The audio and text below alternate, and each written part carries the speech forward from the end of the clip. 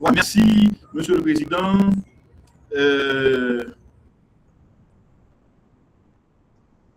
Monsieur le responsable des affaires académiques, très cher récipiendaire, Islander et Antoine,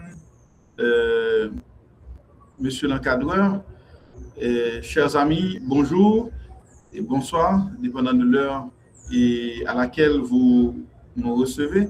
C'est un plaisir de présider cette soutenance de mémoire de l'étudiant Antoine Snyder autour des tribunaux de paix et faiblesse du système judiciaire en Haïti, cas du tribunal de paix des Cajac-Mel de 2020 à 2025 sous la direction, bien évidemment, du professeur Jemerson Mathurin. Alors, j'espère que le collègue Mathurin, il est là. Est-ce que le collègue Mathurin, il est là? D'accord, très bien. Merci, Mathurin. Et rapidement, je cède la parole à Isnader pour sa présentation qui doit se faire en 10 minutes.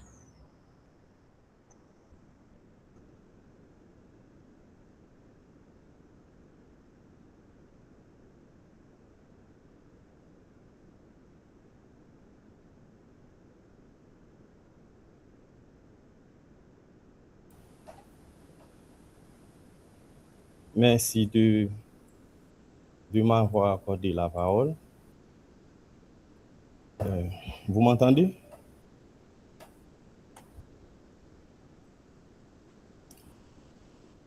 Vous m'entendez, s'il vous plaît? OK. Et bonsoir à tous les membres du jury. Je tiens d'abord à vous remercier pour l'attention que vous portez à mon travail de recherche intitulé Tribunaux de paix et faiblesse du système judiciaire en Haïti, cas du tribunal de paix des Cajac-Mel de 2020 à 2025. Ce travail a été réalisé sous la direction du professeur Jemerson Mathurin, à qui j'adresse mes sincères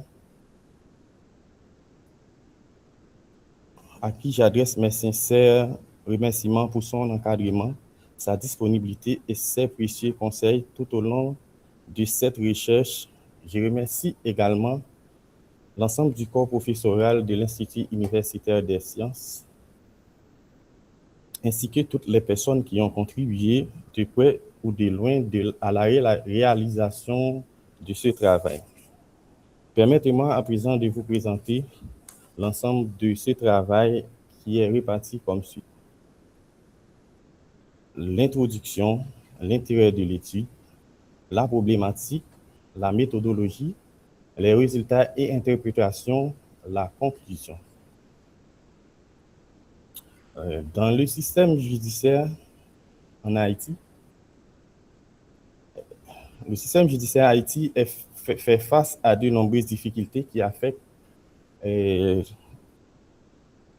l'accès à une justice équitable. Celles-ci sont des problèmes juridiques, sociopolitiques, économiques et institutionnels. En analysant cette réalité, nous avons jugé bon étudier les faiblesses qui influencent son fonctionnement afin de mieux les cerner, d'où le sujet intitulé « Tribunaux de paix et faiblesses du système judiciaire ». Cette recherche présente un intérêt fondamental dans le sens qu'elle contribue à enrichir les connaissances sur le fonctionnement des tribunaux de paix. Elle invite à saisir des difficultés qui affectent l'administration des juridictions de proximité en Haïti et contribue à la production de nouvelles connaissances capables d'alimenter les réflexions sur la réforme du système judiciaire en Haïti et sur les tribunaux de paix. Et au regard de ces constats, notre recherche s'articule autour de la question suivante. Quelles sont les faiblesses juridiques, institutionnelles et structurelles qui affectent le tribunal de paix des Cajac-Mel ainsi que leur impact sur les justiciables? Notre hypothèse porte sur les difficultés du fonctionnement du tribunal de paix des Cayes-Jacmel sont liées à l'insuffisance des moyens matériels, humains et financiers mis à sa disposition et à l'instabilité sociopolitique du pays. Nous avons deux objectifs. D'une part, l'objectif principal qui permet d'analyser le fonctionnement du tribunal de paix des Cayes-Jacmel de 2020 à 2025 afin d'identifier les facteurs qui constituent ces faiblesses dans le système judiciaire haïtien. D'autre part, l'objectif spécifique qui décrivent les principaux obstacles structurels, institutionnels et sécuritaires qui entravent le bon fonctionnement du tribunal de paix des Cayes-Jacmel et l'analyse de l'impact de ces dysfonctionnements sur l'accès à la justice et sur la protection des droits des justiciables au niveau local. Pour mener cette recherche, nous avons opté pour une approche qualitative combinant plusieurs outils de collecte de données, la recherche documentaire, l'observation du terrain et les entretiens semi-directifs reposent sur un échantillon de 15 personnels judiciaires qui nous a permis de recueillir des données pertinentes et représentatives sur la réalité vécue sur le terrain. Et en termes de résultats, nous avons obtenu 3 grandes difficultés qui affectent le fonctionnement du tribunal de paix: le cadre juridique insuffisant, les faiblesses administratives et institutionnelles et les problèmes structurels qui créent la lenteur des procédures, l'atteinte aux droits des justiciables et la perte de confiance envers l'institution.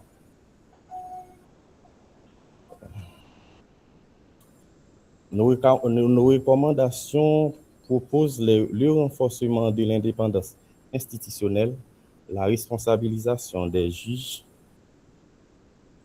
dans l'exercice de leurs fonctions afin de ne pas subir des pressions, la modernisation des infrastructures et équipements.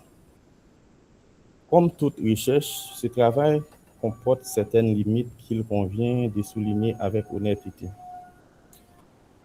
La première, c'est la disponibilité et l'accessibilité des données.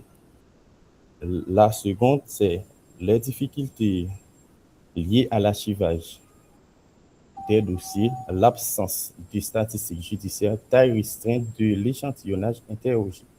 Bien que les entretiens aient permis d'obtenir des informations pertinentes, l'intégration d'un plus grand nombre de participants aurait permis d'élargir davantage les perspectives d'analyse. Malgré ces limites, cette recherche apporte une contribution fondamentale à la compréhension des difficultés auxquelles font face les tribunaux de paix en Haïti.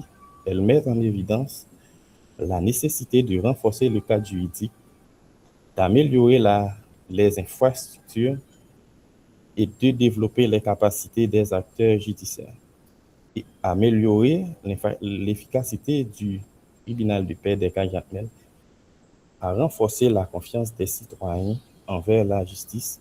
Elle ouvre la voie à de nouvelles recherches sur le système judiciaire haïtien.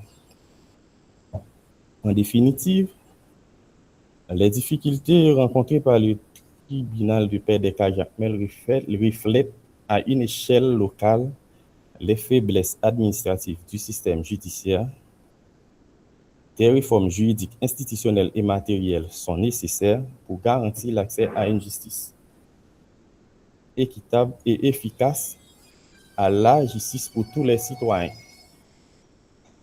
Je vous remercie de votre attention et me tiens à votre disposition pour vous répondre à vos questions. Merci Isnader Antoine pour votre présentation. Je vais intervenir un peu après. Je cède la parole à Monsieur Maître Wilder-Jean, qui est le rapporteur pour cette soutenance. Maître Wilder? Oui, merci, Monsieur le Président.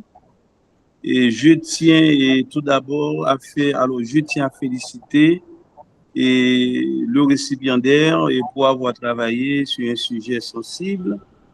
Et comme je dois me garder en ce qui concerne la façon dont le sujet avait été intitulé, mais je me demande, est-ce qu'il n'y a pas un certain paradoxe, si vous me permettez, quand on dit le tribunal de paix des Cajat, mais les faiblesses du système judiciaire, je pense que moi, je pourrais voir, par contre, il y a il y a la faiblesse du système judiciaire et on peut considérer le tribunal de paix des Cajat comme étant un échantillonnage pour démontrer comment les faiblesses en question se traduisent.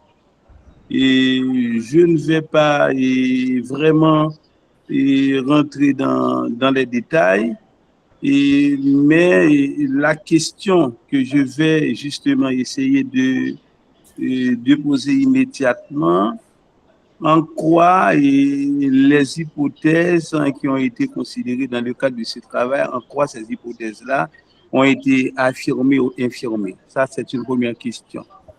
La deuxième question, qui, à mon sens, a une importance capitale, quelle est ton impression du travail? Est-ce que d'après toi, le travail, c'est un travail qui a été véritablement réalisé? Quels sont les obstacles, en grosso modo, qui ont été rencontrés dans le cadre de ce travail?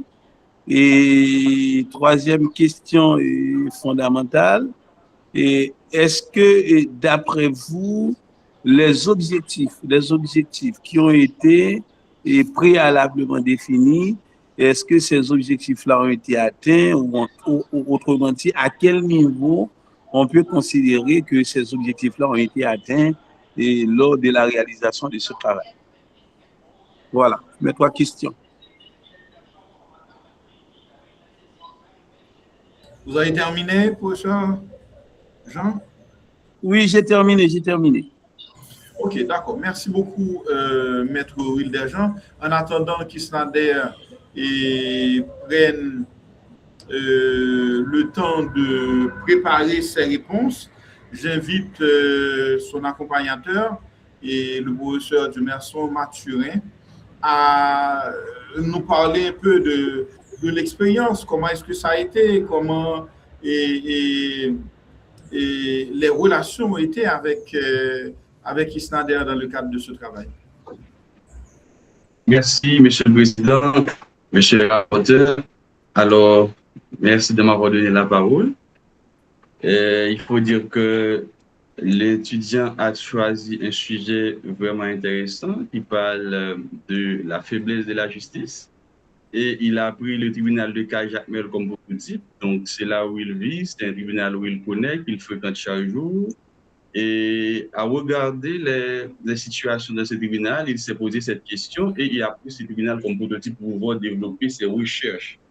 Alors, il faut dire que au départ, il avait eu ce que j'appellerais l'idée d'avancer avec le travail, mais certaines fois, il s'est senti un peu heurté par rapport à certaines questions, par rapport à certaines remises en question, demande de refaire, parce que c'est son initiation à un travail de recherche. Donc, pour qu'il puisse faire cette démarcation entre poésie et travail de recherche, imaginer quelque chose et l'écrire sans pouvoir aller à la source. Et certaines fois, cette question lui a été donnée, faite pour pouvoir retourner à la source et faire le travail. Mais au fil du temps, il a grandi un peu. Certaines fois, il a pris du temps pour retourner avec les remarques. Et des fois, les travaux lui sont retournés encore parce que c'est en compte. À un certain moment, il se sentait un petit peu découragé, mais l'envie d'avancer avec le travail lui a permis de mener les recherches. Je pense que cela lui permet de comprendre comment fonctionne le monde scientifique et l'écriture scientifique. Comme il a dit à travers son exposé, ce n'est pas un travail parfait, mais on a pu juger que cela mérite l'appréciation d'un jury. C'est ainsi qu'il a eu au dernier moment mon approbation pour pouvoir déposer le travail, parce que je crois qu'il l'avait eu le jour même, parce qu'on avait eu des discussions à faire sur certains points à finaliser. En fait, c'est un étudiant très doué. Et je pense que ce travail va lui permettre d'accéder au monde scientifique et également de pouvoir professer dans une profession dont il choisit, une profession qui demande à ce qu'il soit très pointillé sur les recherches, parce que une simple négligence peut coûter la liberté individuelle d'un citoyen, peut coûter également les avoirs des citoyens. Donc, je lui ai dit qu'il faut qu'il y ait cette justesse-là, qu'il aille à la source pour tout vérifier. Je suppose qu'il a grandi un peu et le travail est là. On attend les remarques. Je pense qu'il a pu vérifier ses hypothèses, atteindre ses objectifs, mais il va expliquer à travers les questions qui lui sont posées par les lecteurs critiques pour pouvoir expliquer en quoi est-ce que son hypothèse a été vérifiée, en quoi est-ce que c'est confirmé, et également en quoi comment est-ce qu'il a pu atteindre l'objectif et à quel état est-ce qu'il essaie encore sur ses soifs. Est-ce qu'il a l'idée d'avancer dans cette recherche ou du moins il va s'arrêter à partir des données arrivées à ce niveau? Donc, merci, Président. Je vous redonne la parole. Si besoin, je reviendrai. Merci, collègue Mathurin. Alors, j'aimerais dire à Isnader que, bon, je le félicite pour son travail. Il a fait beaucoup d'efforts dans ce travail, mais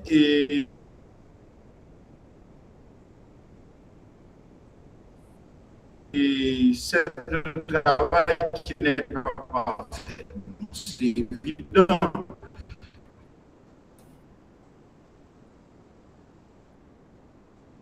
Et tout travail humain n'est pas parfait.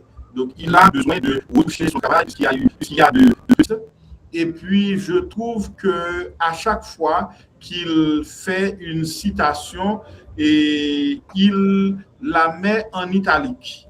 Et ce n'est pas ce que recommande l'IUS. L'IUS recommande qu'on peut mettre des citations en italique, mais ce sont les citations dont le nombre de lignes dépasse 5 jusqu'à 6. Donc, à ce moment-là, on met cette citation en retrait, hein? On la met en retrait et au niveau 10 et puis en italique.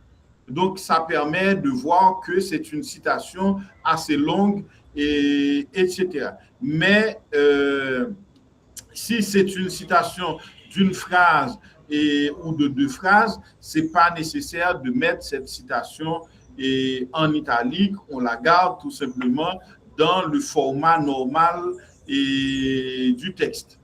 Et puis, comme je l'ai dit pour Jonel tout à l'heure, quand vous citez un auteur dans la phrase qui annonce déjà la citation, eh bien, point besoin de mettre le nom de l'auteur dans les références. On met simplement l'année, on n'a pas besoin de mettre le nom de l'auteur dans les références. Pour l'équilibre, je trouve que c'est bien, avec 4 pages pour l'introduction, qui normalement fait toujours beaucoup plus que la conclusion, et votre conclusion qui fait 3 pages. Donc, je pense que c'est bien. Toutefois, je crois qu'il y a autre chose à améliorer dans le cadre de ce travail, les points dans les titres, etc. OK, chapitre 1, 2 points, et puis on met le titre, chapitre 2, 2 points, ou bien section 1, 2 points, pas besoin de mettre des points dans les titres, etc. Donc, il y a également les marges. l'IS dit qu'il faudra, je crois, 3 cm à gauche. Mais là, je vois que c'est le même nombre de centimètres et pratiquement à gauche et à droite. Donc, il faudra que vous revisitiez encore une fois le canevas de l'IUS et puis, à la lumière de ce que dit le canevas, vous apportez les corrections nécessaires à votre travail. Comme je l'ai dit au départ, il n'y a aucun travail humain qui soit parfait, mais il faudra faire le maximum pour que l'on se rapproche le plus possible d'un travail très acceptable. Surtout que vous soutenez à l'IUS et nous, et à l'IUS, on est très exigeant dans le cadre des travaux que soumettent les étudiants à notre appréciation. Voilà, maintenant je vous cède la parole, Isnader, pour pouvoir répondre aux différentes questions de Maître Wilderjean. Merci, M. Fidnel. Je vous remercie, M. Wilderjean, pour la question. Pardon, je dirais, alors M. Schneider, c'est merci, Monsieur le Président. Monsieur le Président, c'est pas M. Zidore. Monsieur le Président, pour les remarques, ainsi que Monsieur le jury et Maître Wilderjean. Je vais essayer de répondre à la question de façon... Alors là encore, c'est pas Monsieur le jury, c'est Monsieur le rapporteur. Monsieur le rapporteur, de façon... Que ce soit moi-même, Jemerson ou Maître Wilder, on est des jurés. On fait partie du jury. On est des jurés, on fait partie du jury. Mais chacun a un rôle. Moi-même, je suis président du jury. Jemerson, il est votre accompagnateur. Et Maître Wilderjean, il est le rapporteur. Voilà, merci. Je vous cède la parole. OK. Je vais essayer de répondre à la première question. N'y a-t-il pas un paradoxe dans votre sujet? Pourquoi avoir choisi un seul tribunal? Peut-on considérer le tribunal de paix comme un échantillon? Il n'y a pas de paradoxe. Mon sujet porte sur les faiblesses du système judiciaire haïtien.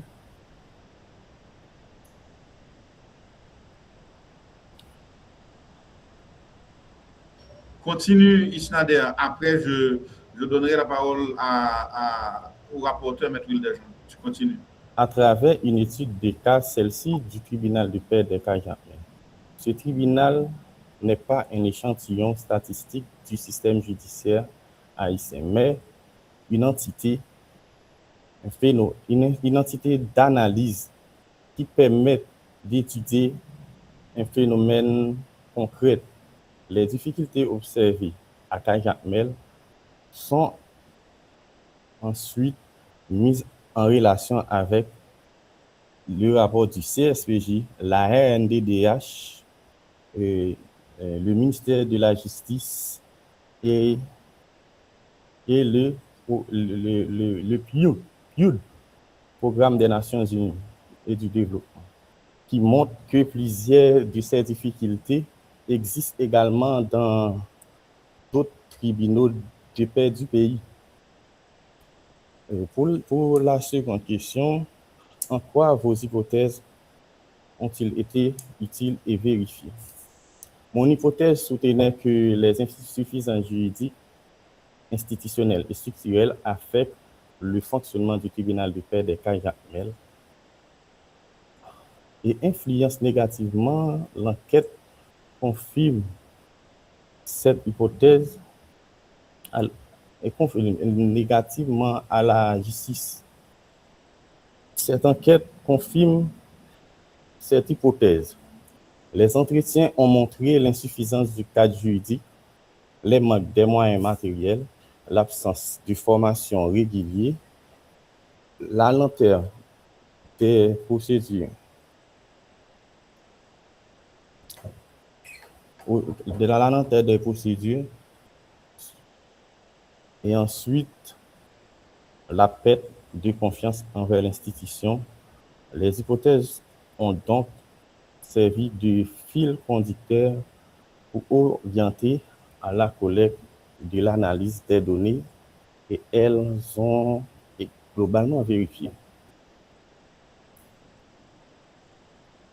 Troisième question.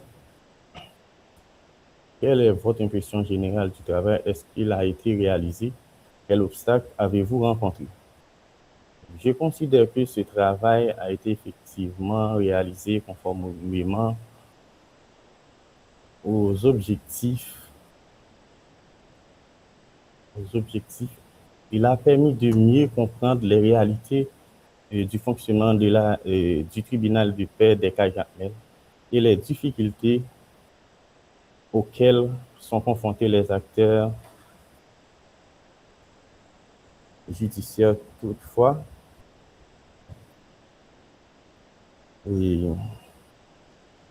plusieurs obstacles ont rencontré, notamment l'accès limité à certains dossiers administratifs, l'ensemble de statistiques complétées, la disponibilité parfois réduite des enquêtes, le contexte sécuritaire du pays. Malgré ces contraintes, les données recueillies ont été suffisantes pour répondre à la problématique. Merci pour les questions. Merci Isnader Antoine. Maintenant, je cède la parole à Maître Wilder-Jean. Je recède la parole à Maître Wilder-Jean, oui. Et merci, Monsieur le Président. Et j'ai écouté avec intérêt les différentes réponses qui ont été données à mes questions. Et je crois, et le récipiendaire vient de mentionner qu'il y a une approche institutionnelle qui a été faite et cet aspect-là est l'un des aspects qui peut rapidement expliquer la faiblesse du système judiciaire haïtien et du coup, le tribunal de paix des Cas-Jacmel n'est pas, autrement dit, le tribunal des Cas-Jacmel est un exemple palpable où l'on peut justifier véritablement la faiblesse du système judiciaire haïtien. Étant donné que Schneider a parlé justement de l'aspect institutionnel, Schneider, est-ce que tu peux nous dire, en faisant une analyse institutionnelle naturellement de l'institution qui est le tribunal de paix de Cas-Jacmel, est-ce que vous pouvez nous dire de quoi est composé, de qui est composé le personnel du tribunal, en essayant justement de nous présenter ça par catégorie? Merci pour la question. Le tribunal de paix des Cas-Jacmel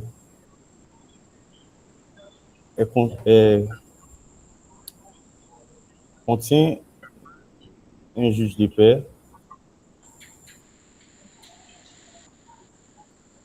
les juges de paix, les greffiers, les juges de paix sous la direction de la CSPJ et les greffiers sous la direction du ministère de la Justice, et un ménagère des sécurités, de justice, et ensuite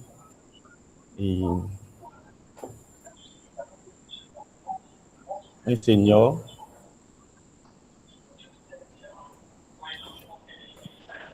je pense que c'est suffisant pour le fonctionnement du tribunal. Donc moi je reprends et ma question, quand je demande combien y a-t-il de juges, vous me dites qu'il y a des juges de paix, mais je vous demande combien y a-t-il de juges de paix. On parle de nombre. Quand nous parlons de la faiblesse de ils sont au nombre de 3. Ils sont au nombre de 3 juges. Qui sont-ils? Le juge Marc-Edouard.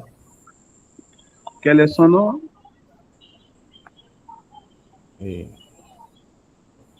Son nom, c'est Alexis Marc-Edouard.